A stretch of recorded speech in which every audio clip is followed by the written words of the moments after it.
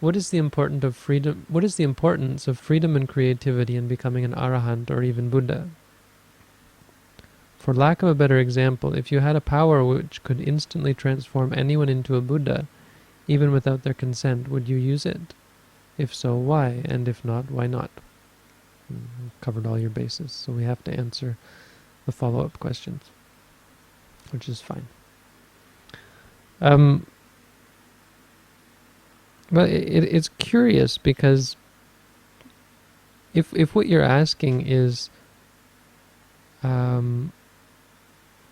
there something wrong with bringing a person enlightenment without their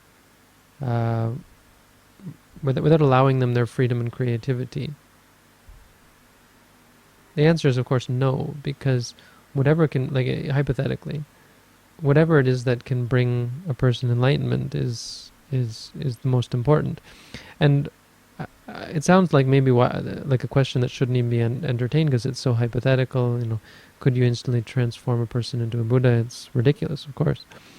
But there are interesting ramifications here. We're talking about many people do get this kind of feeling. They don't enunciate it in such a blatant or explicit manner as you've done.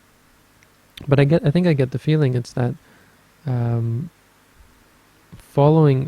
What good is it if it's just brainwashing or following blindly after someone else? And you practice this, and we're not even supposed to know all the theory behind it. Just practice, and you'll become free from suffering.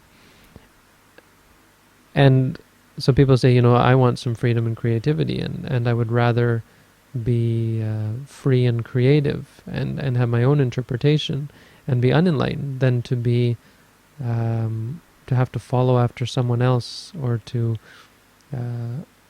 have it imposed upon me, for example, and become enlightened. I mean, even when you explicitly state it like that, it sounds silly again. But there's this angst that people get when they have to follow things, and it's something that feels really good about what we're doing, and that we don't have this. I mean, I don't agree with that at all, and I see it quite clearly as a mistake that people make. This idea of having their own interpretation. It's called postmodernism, and I keep bringing this word up. I want everyone to look it up on the Wikipedia. Look up postmodernism on Wikipedia because it describes modern society, and we don't realize it. Most people have never heard this word, and don't realize that there is a word for it, and it has been well documented and described. It's a phenomenon. Basically, simplistically, it's that all truth is relative, and everyone has to find their own truth. Another way of saying is whatever's right for you is right because it's right for you. Whatever you believe is a belief that should be respected, for example. It's called postmodernism. You can look it up. New Age could have something to do with it, but New Age has a lot of other weird stuff about it. New Age is the age of Aquarius, right? The idea that we're coming into a new spiritual age, and it has to do with astrology and whatever.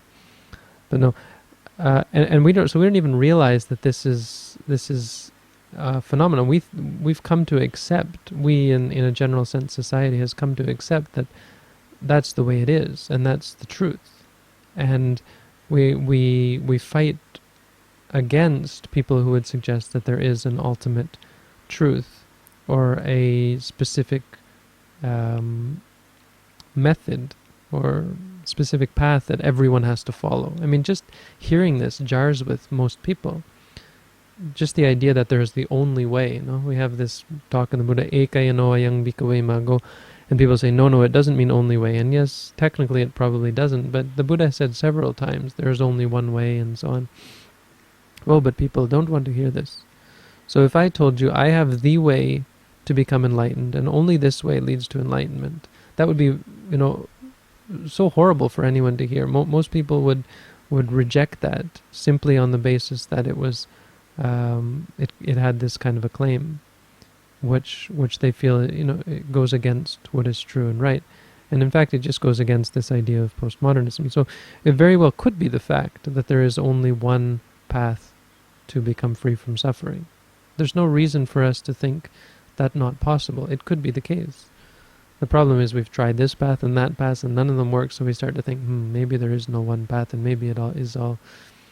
it comes out of giving up religion, seeing that the religions that we followed aren't really satisfactory.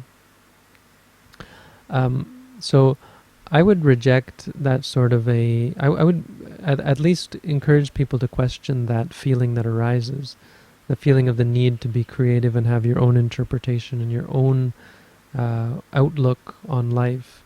It may be that your outlook on life is wrong, and it may be objectively wrong. The idea of something being objectively wrong is possible. And we have this argument, philosophers have this argument, is it possible for something to be objectively right and objectively wrong? I say yes, it is possible to be objectively wrong and objectively right, because I would say suffering is objective. Something causes suffering. When a person says there is suffering, that is objective. The suffering itself is not subjective. They're not happy about something, they're unhappy about something. You can't be unhappy about something and not suffer based on it. So suffering is objective, and because it's objective, it has objective causes, and because it has objective causes, there's an objective way out of suffering. So the Four Noble Truths are objective, and the path which leads to the cessation of suffering is an objective path, and it's the Eightfold Path. Or it could be the Sevenfold Path or the Ninefold Path or whatever, however you want to explain it. But it's based on the framework that the Buddha laid down. That's the way out of suffering. So that's the only way to become free from suffering. There is no power to become a Buddha, but there is no way that someone could make up a new path that is outside of the framework of the Eightfold Noble Path. It's not possible. That is the objective truth. Now, you can believe me or not. I don't mind if you disbelieve me, but that is the claim. And it's worth, if anyone is interested, they're welcome to check that out, test it out. Read about the Eightfold Noble Path, find a teacher who teaches it, and see for yourself whether that's the truth.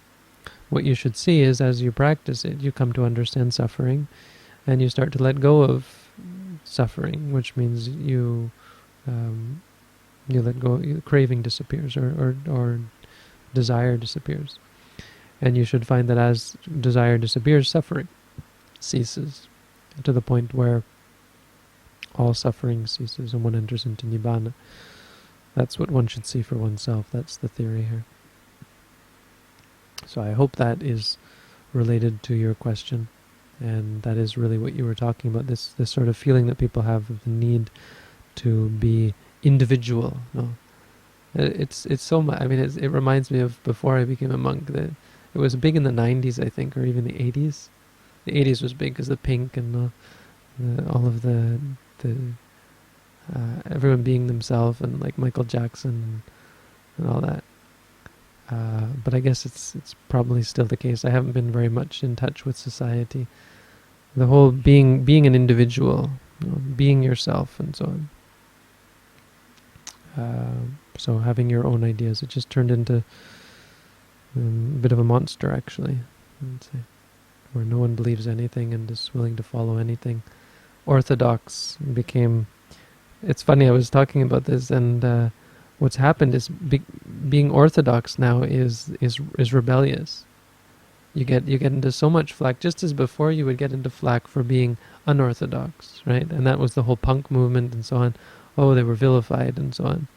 But now it's the opposite. As soon as you try to be orthodox and say, no, let's go by what the book says, people will blast you. People will tear you down. That's the funny thing. And it makes me feel good. I mean, I used to be the big rebel. I was a punk, so now we're still rebellious, but we're rebellious. I think it's called avant-garde, no? Once everyone becomes avant-garde, or once everyone becomes extreme, then you have to go back and take the orthodox, something like that. No, that's not true.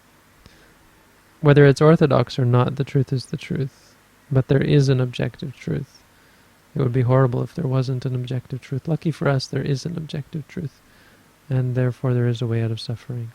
If there the Buddha said this, if there wasn't a way out of suffering, I wouldn't enjoin you to practice for the cessation of suffering. But since there is a way out of suffering, therefore I enjoin you, entreat you to practice for the cessation of suffering. I hope that helps.